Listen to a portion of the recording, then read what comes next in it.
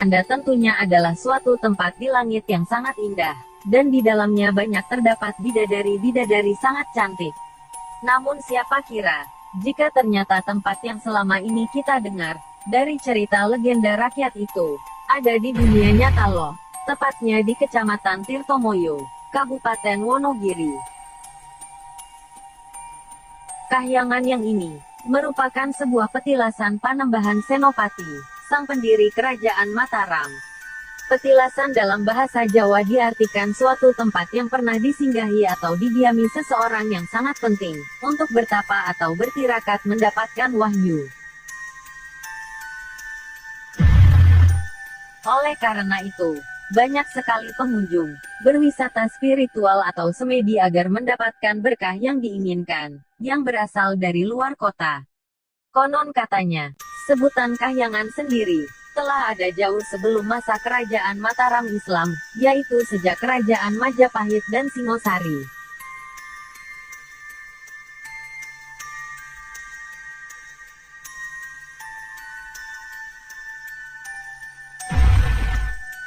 Selain itu, perlu Anda ketahui, bahwa jalur desa menuju ke Kahyangan, yang dilewati, merupakan rute gerilya Panglima Besar Jenderal Sudirman.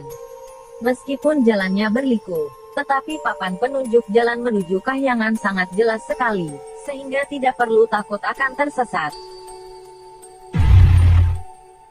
Saat masuk ke wisata Kahyangan, tidak dipungut biaya, dan ada pantangan yang harus dipatuhi, karena berhubungan dengan Nyi Roro Kidul tentunya tidak boleh memakai baju yang berwarna hijau.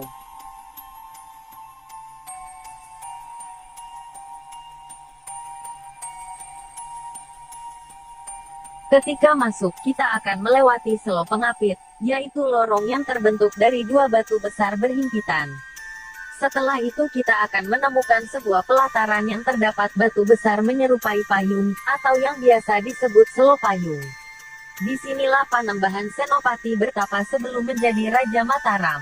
Di area ini juga nampak sesaji berupa bunga dan air dalam botol, memenuhi area ini karena sering digunakan untuk ritual.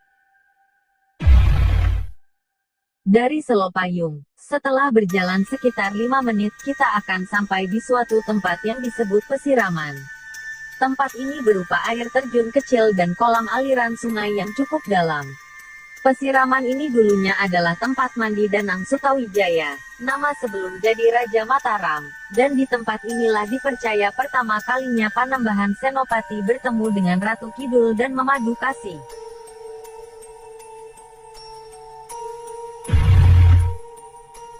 Konon, menurut cerita yang beredar, Ratu Kidul bersedia membantu mendirikan kerajaan Mataram, dengan syarat Panembahan Senopati mau menjadikan Ratu Kidul sebagai istrinya. Bahkan dalam perjanjian gaibnya, semua Raja Mataram di Tanah Jawa harus menjadi suami Ratu Kidul.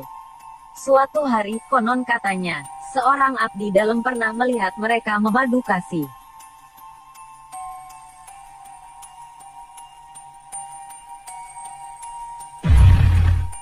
Ratu Kidul terkejut, mengetahui ada yang melihat dan secepat kilat kembali ke pantai selatan. Saat pergi, dia tak sengaja menarik tasbih Panembahan Senopati hingga putus, dan bijinya jatuh ke dalam air.